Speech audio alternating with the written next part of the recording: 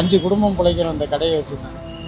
எல்லாருக்குமே எங்கள் வாழ்வாதாரமே அவ்வளோதான் முடிஞ்சிருச்சு. அமைச்சர்லேருந்து மற்ற அதிகாரிகள் எல்லாம் பேசுறதெல்லாம் வந்து பார்த்தீங்கன்னாக்கா சிலிண்டர் வந்து எந்த ஒரு தட்டுப்பாடும் இல்லை, எல்லாமே கிடைக்குதுன்னு தான் சொல்கிறாங்க.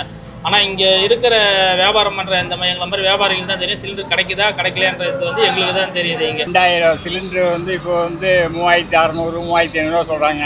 கட்டுப்படியாக வேறு எதுலையும் சம்பாதிக்க முடியாது, இதில் தான் எடுக்க முடியும். அந்த டீயில் தான் அதான் 2 ரூபா ஏற்றிருக்கும். சிலர் விலை ஏற்றி விற்கிறாங்கன்னா அந்த விலை கூட ஏற்றலை.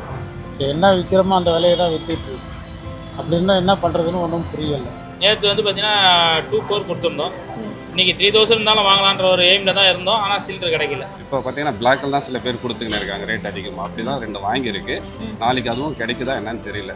இல்லை ஒரே வார்த்தை முடியல, இல்லை வீட்டுங்களுக்கே கிடைக்க மாட்டேங்குது அப்படின்னு சொல்கிறாங்க. நாளைக்கு எங்களுக்கு ஒரு பிரேக்ஃபாஸ்ட் வரைக்கும் தான் பண்ண முடியும். அதுக்கப்புறம் லஞ்சுக்கெலாம் வந்து ரொம்ப கஷ்டமாக இருக்கும். பங்கு விடுதிகள் எல்லாத்துக்கும் மட்டும் அதுக்கு மட்டும் கொடுத்தா போதும். சில பொருளெல்லாம் நிப்பாட்டிடுங்க, தோசை சப்பாத்தி பரோட்டெல்லாம் அதெல்லாம் தேவையில்லை, கலந்த சாதம் மாதிரி போட்டு இப்போதைக்கு கொஞ்சம் ஸ்லோ பண்ணுங்க. ஸ்டாஃப்ங்களுக்கு வேலை இருக்காது, கம்மியாகிடும். அது மாதிரி டிஃபிகல்ட்டிலாம் நாங்கள் ஃபேஸ் பண்ணதாக இருக்கோம். நாளைக்கெல்லாம் எங்களால் கடையை போட முடியாது.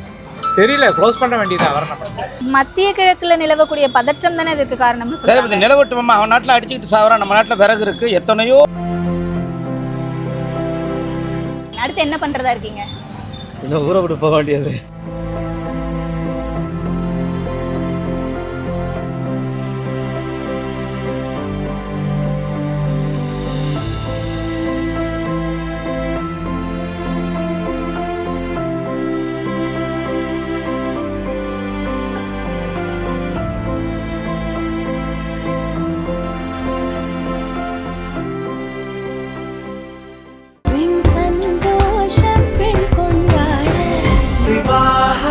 மணப்பெண்ணின் பிரத்யேகமான திருமணம் விவாஹா தி சென்னை சில்க்ஸ்.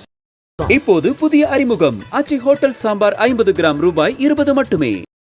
ஈரான்ல நடக்கக்கூடிய போர் பதற்றம் காரணமா வந்து பாத்தீங்கன்னா இந்தியா முழுவதும் வணிக பயன்பாட்டிற்கான சிலிண்டரும் வீட்டு பயன்பாட்டிற்கான சிலிண்டரும் வந்து தட்டுப்பாடு ஏற்பட்டிருக்கு. எல்பிஜி கேஸ் நமக்கு வந்து மத்திய கிழக்குல இருந்து தான் வருது. கத்தார், சவுதி அரேபியா மாதிரியான நாடுகள்ல இருந்து இங்க வரதுனால ஈரான் வந்து ஹார்மோஸ் ஜலசந்தியை மூடி இருக்கிறதுனால அந்த வழியா எந்த போக்குவரத்தும் இல்லாத காரணத்தினால எல்பிஜியா இருக்கட்டும், கச்சா எண்ணெயா இருக்கட்டும், இதற்கான தட்டுப்பாடுகள் மிக அதிக அளவுல இந்தியாவில் நிலவிக்கிட்டு இருக்கு. இப்ப நேற்றைக்கு முந்தின நாள்ல இருந்து பாத்தீங்கன்னா பெங்களூர்ல சில கடைகளை வந்து அடைச்சிருக்காங்க இந்த சிலிண்டர் தட்டுப்பாடு காரணத்தினால. அதனால நம்ம இங்க சென்னையிலயுமே சிலிண்டர் தட்டுப்பாடு இருக்கு அப்படின்றதுக்காக இங்க பாண்டி பசார்ல இருக்கக்கூடிய சிறிய சிறிய தள்ளுவண்டி உணவகங்கள்ல இருந்து பெரிய பெரிய ரெஸ்டாரண்ட் வரைக்கும் போயிட்டு என்ன மாதிரியான சிக்கல்களை ஃபேஸ் பண்றாங்க அப்படிங்கிறத கேட்டு தெரிஞ்சுக்க போறோம். இப்போ முதல்ல நம்ம கூட வந்து பாத்தீங்கன்னா A2B வாசல் நம்ம நின்றுருக்கோம். இங்க பாண்டி பசார்ல பெரிய பெரிய ரெஸ்டாரண்ட்ஸ் என்ன மாதிரியான சிக்கலை ஃபேஸ் பண்றாங்க, சின்ன சின்ன உணவகங்கள் என்ன மாதிரியான சிக்கல்களை ஃபேஸ் பண்றாங்க அப்படிங்கிறத கேட்டு தெரிஞ்சுக்க போறோம். ஏன்னா மத்திய அரசு தொடர்ந்து வீட்டு பயன்பாட்டிற்கான சிலிண்டருக்கு தான் முன்னுரிமை கொடுக்குறாங்க. வணிக பயன்பாட்டிற்கான சிலிண்டருக்கு வந்து கொஞ்சம் உங்களுடைய மெனு எல்லாம் குறைச்சி போடுங்க அப்படின்ற மாதிரி இன்ஸ்ட்ரக்ஷன்ஸ் போயிருக்கிறதா சொல்லப்படுது. அது மட்டும் இல்லாமல் திருமண வீடுகள்லையுமே வந்து வணிக பயன்பாட்டிற்கான சிலிண்டர் இல்லாமல் இந்த எல்பிஜி பற்றாக்குறையினால மிக அவஸ்தைக்கு உள்ளாகிட்டு இருக்காங்க. நம்ம நேரடியாக உள்ளே போய் என்ன மாதிரியான சிக்கல்களை ஹோட்டல் உரிமையாளர்கள் ஃபேஸ் பண்ணிட்டு இருக்காங்க, அவங்க சங்கத்திலிருந்து அவங்களுக்கு என்ன மாதிரியான இன்ஸ்ட்ரக்ஷன்ஸ் வந்திருக்கு, இதனால உணவுகளுடைய விலைவாசிகள் உயரக்கூடுமா அப்படிங்கிறது எல்லாத்தையும் கேட்டு தெரிஞ்சுக்கலாம் வாங்க.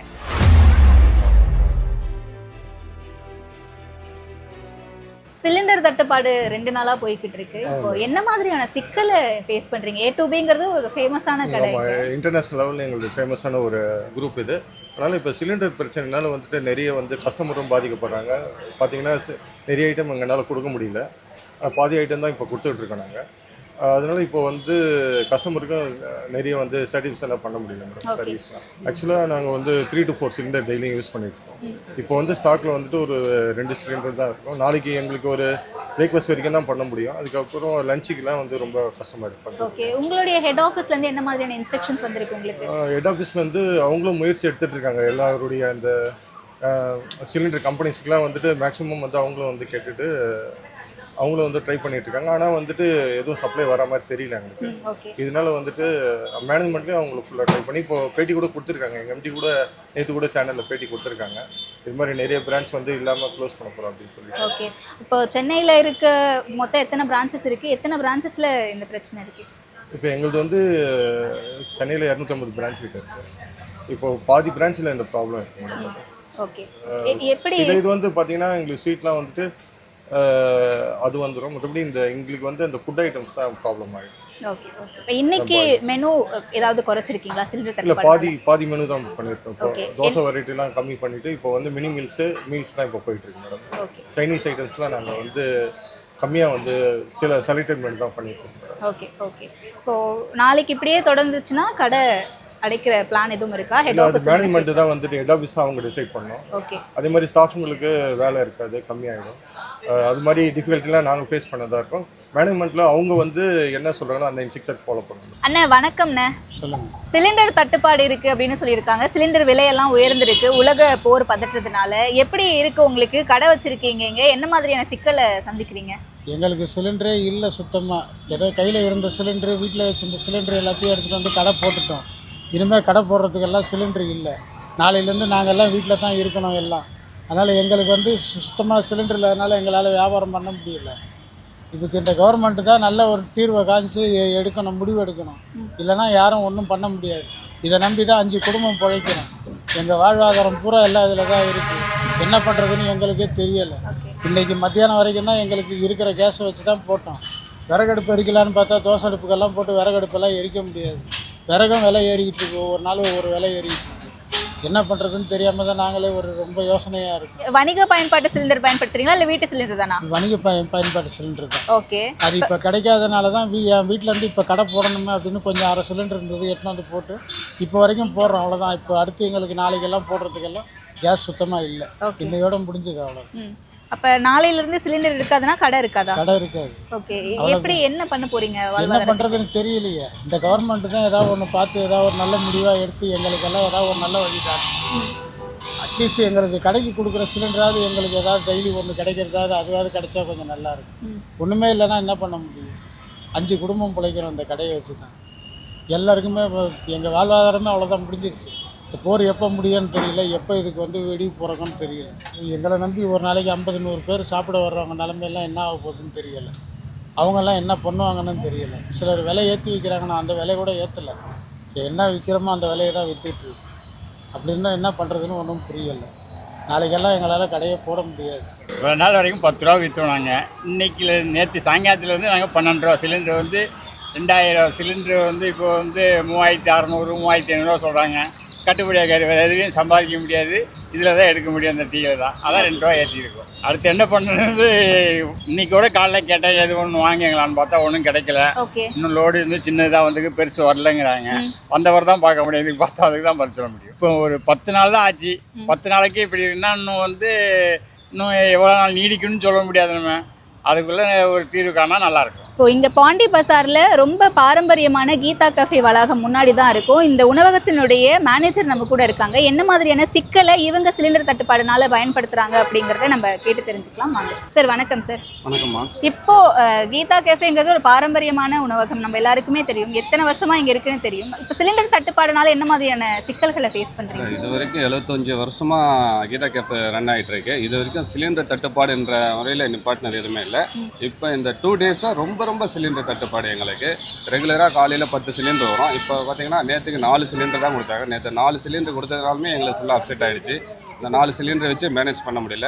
இன்றைக்கி அதுவும் வரல. இன்றைக்கி காலையில் 2 சிலிண்டர் எப்படியே கிடைச்சிது. அதை வச்சு தான் இப்போ நாங்கள் ரெடி பண்ணிட்டு இருக்கோம். பெரும்பாலும் பாதி பொருள் நாங்கள் நிப்பாட்டிட்டோம். நாங்கள் இப்போ மத்திய அரசு வீட்டு உபயோகத்திற்கான சிலிண்டருக்கு தான் முக்கியத்துவம் கொடுக்குறாங்க, வணிக பயன்பாட்டிற்கான சிலிண்டருக்கு முக்கியத்துவம் கொடுக்கல அப்படின்ற செய்திகள்லாம் வருது. என்ன மாதிரியான விஷயங்களை சங்கத்தில் இருந்து சொல்கிறாங்க இதன் மூலமாக?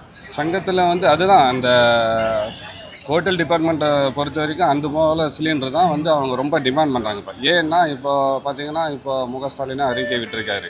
என்னென்னா இப்போ தங்கு விடுதிகள் எல்லாத்துக்கும் அதுக்கு மட்டும் கொடுத்தா போதும், சில பொருள்லாம் நிப்பாட்டிடுங்க, தோசை சப்பாத்தி பரோட்டெல்லாம் அதெல்லாம் தேவையில்லை, கலந்த சாதம் மாதிரி போட்டு இப்போதைக்கு கொஞ்சம் ஸ்லோ பண்ணுங்க, நமக்கு சிலிண்டர் தட்டுப்பாடு முடிஞ்ச பிறகு எல்லாமே லெவல் பண்ணிக்கலாம் அப்படின்னு சொல்லியிருக்காங்க.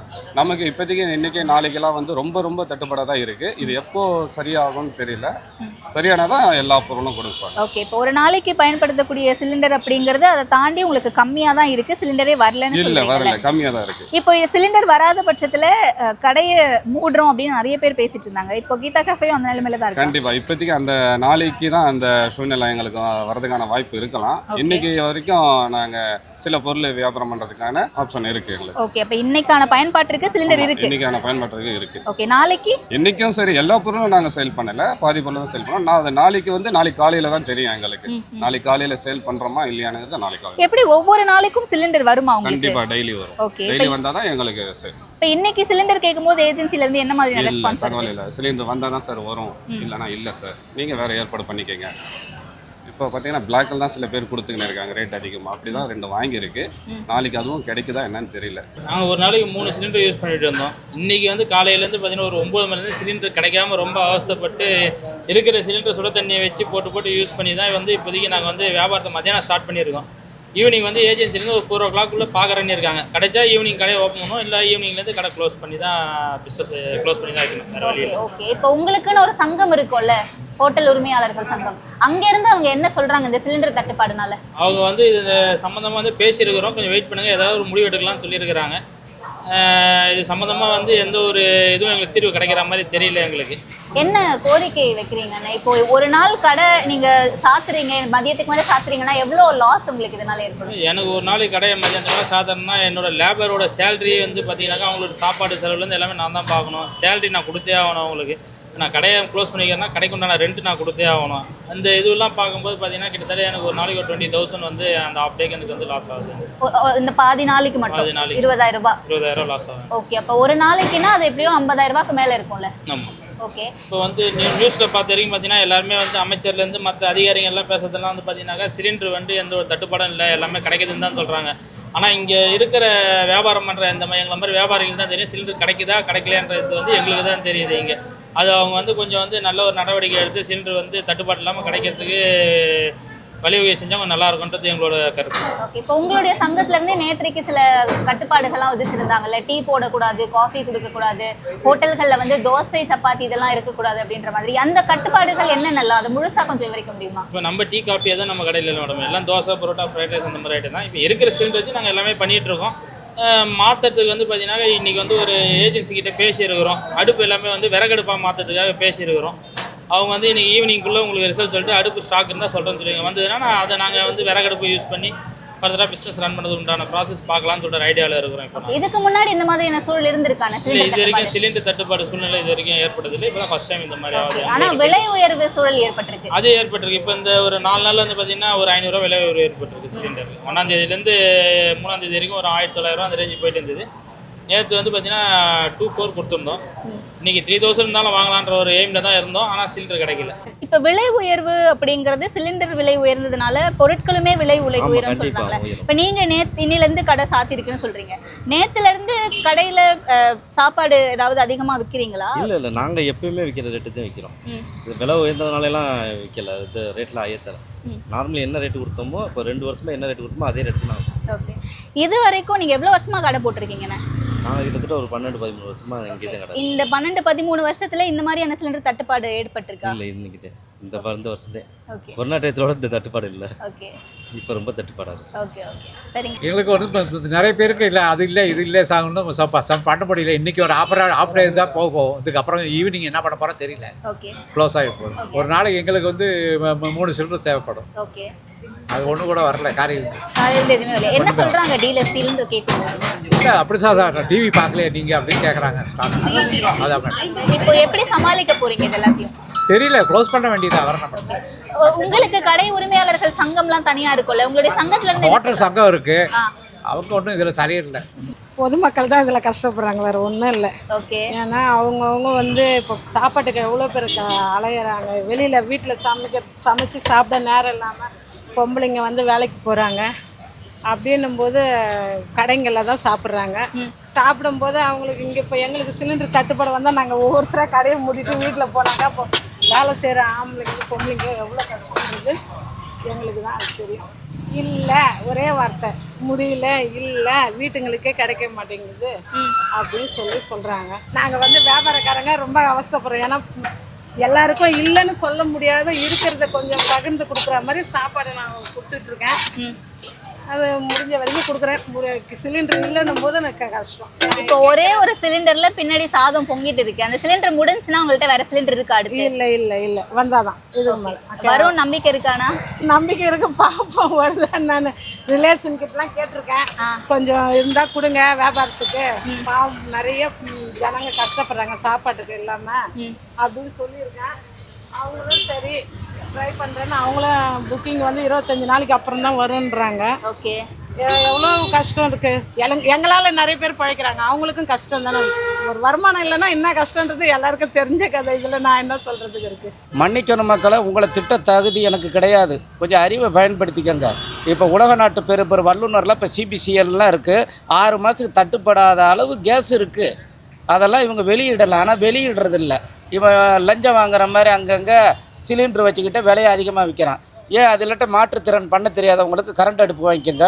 இவங்ககிட்ட ஒரு 10 நாள் சிலிண்டரில் 10,000 கரண்ட் அடுப்பு வாங்கி வச்சுக்க, சிலிண்டர் இறங்குறப்ப போட்டுக்க, இதையும் மாற்றிக்க, சுலபமாக காரியத்தை பண்ணிடு. ஜப்பான் மாதிரி இரு. இல்லை நம்ம தமிழ்நாட்டுக்காரமாக அறிவோடு பயன்படுத்திக்கோ. எதுக்காக போய் அவன் ஏற்றுறான்னு ஏஜென்சி வச்சுக்கிட்டு அவன் இன்றைக்கெல்லாம் பல லட்சம் கோடி பல ஆயிரத்தை சம்பாரிச்சிட்டு போயிடுவான். ஏன் போகிறீங்க? ஒன்று சொன்னால் போதும், தமிழ்நாட்டில் லபக்குன்னு போடும். நான்லாம் ஓட்டு போடாத பையன், எனக்கு அறிவு கொஞ்சம் கம்மி. நீங்களாம் ஓட்டு போடுறவங்க அறிவு அதிகம். ஏன்னா சிலிண்டர் எப்படி தட்டுப்படி ஆகும்? இப்போ பெங்களூர் வரைக்கும் குழாய் மூலமாக சிலிண்டர் விடுறாங்க. அந்த கர்நாடகாவில் தேவைப்படுறத போட்டு நம்ம தமிழ்நாட்டுக்கு கொடுக்கலாம்ல, ஏன் கொடுக்கல? அதெல்லாம் மனுஷனுக்கு வந்து ஒரு ஒற்றுதல் வேணும். இதெல்லாம் ஒரு கூட்டுக்கலவை. நீங்கள் எல்லாம் சேர்ந்துக்கிட்டு ஏற்றிக்க, நீ ஏற்றிக்க ஓடு அப்படின்னா அப்படி கிடையாது. இல்லை, மத்திய கிழக்குல நிலவக்கூடிய பதற்றம் தானே இதுக்கு காரணம். சரி, இந்த நிலவட்டுமா அவன் நாட்டில் அடிச்சுக்கிட்டு சாவறான், நம்ம நாட்டில் விறகு இருக்குது. எத்தனையோ கடவுள் வந்து அறிவை மனுஷனுக்கு மட்டும்தான் இந்த சிந்திக்கிறத கொடுத்தான். அதனால் என்னென்னா இந்த மரம் செடி கொடி எவ்வளவோ இருக்குது. பட்டு போன மரம்லாம் மரத்தை அடியை வச்சு சோறாக்கி சாப்பிட்டு பாரு விறகு வச்சு எப்படி இருக்குன்னு. விறகு எவ்வளவோ இருக்குது. எவ்வளவோ பேர் முன்னேறுவாங்களே. விறகுல சட்டம் உடம்பு நல்லது, ரத்த இது வராது, சுகர்லாம் வராது. இது வந்து அடுத்த செகண்டில் பவர் அதிகம். இது எப்படின்னா நம்ம சிமெண்ட்டு கல்லில் வச்சு அரைச்சா எப்படி 1200 டிகிரி அது மாதிரி அது. அதனால் உள்ளே இருந்து எடுக்கிற விஷம் அது. இது இயற்கையாக வர்றது. அதில் பயன்படுத்தினா இன்னும் நல்லாயிருக்கும். சிலிண்டர் விலை ஏறும் எப்படி? இவங்க மனுஷன் வந்து நம்ம தமிழ்நாட்டு மக்கள் கொஞ்சம் கருத்தாக இருந்தாங்கன்னா நல்லாயிருக்கும். கருத்து இல்லாத இருக்குது. இப்போ கேரளாவில் போட்ட பொய் கொள்ளாடா அப்படின்றான். அவன் சொல்ல 3 கழிக்கிற 5 கழிக்கணும், இது காட்டு பரவலை வச்சு எரிக்கணும் அப்படின்ட்டு போயிடுவான். ஆனால் இவனுக்கு அது தெரியாது. நம்ம ஆளுக்கு அதை பயன்படுத்த நீ ஏன் போகிறாங்க சிலிண்டர் கிடைக்க? இதுக்கு என்ன தீர்வு, எப்படி சமாளிக்கலான்றீங்க? ஏன்னா மக்கள் வந்து வாங்கக்கூடாது. கரண்ட் அடுப்பு வாங்கி வச்சுக்கோ, வாங்கி வச்சுட்டு பயன்படுத்த. அப்படி கரண்ட் அடுப்பு இல்லையா, மண்ணெண்ணெய் அடுப்பு ஸ்டவ் ஒரு 300-400 வாங்கி வச்சு அடித்து கொளுத்திப்பாரு, அது நல்லாயிருக்கும். இதை விட அதுக்கு நான் ஆரோக்கியமான இது டெம்பர் அதிகமான சூடு. அப்போ சாப்பிட்ற உணவு இருக்க சத்தையே எடுத்துரும், பாத்திரத்துலேருந்து ஒட்டிக்குது. அது விஞ்ஞானம் மெயினானம் போய் பொய்னானமாக வந்துருச்சு. அதுக்காக நம்ம அதை பயன்படுத்துறது நல்லதாக இருக்கும்னு நினைக்கிறேன். மக்கள் தெரிஞ்சுக்கிட்டாங்கன்னா இது ஆட்டோமேட்டிக் வந்துடும். 6 மாதம் தேவைப்படுற சிலிண்டர் நம்மக்கிட்ட இருக்குது கேஸு, அதையவே அடிச்சுக்கிட்டு சாப்பிட்றோம் அடுத்த நாட்டில். அது நமக்கு தேவையில்லை. இதுவே போகட்டுமே, விறகு வச்சு எரித்து சாப்பிட்டுக்கலாம்ல.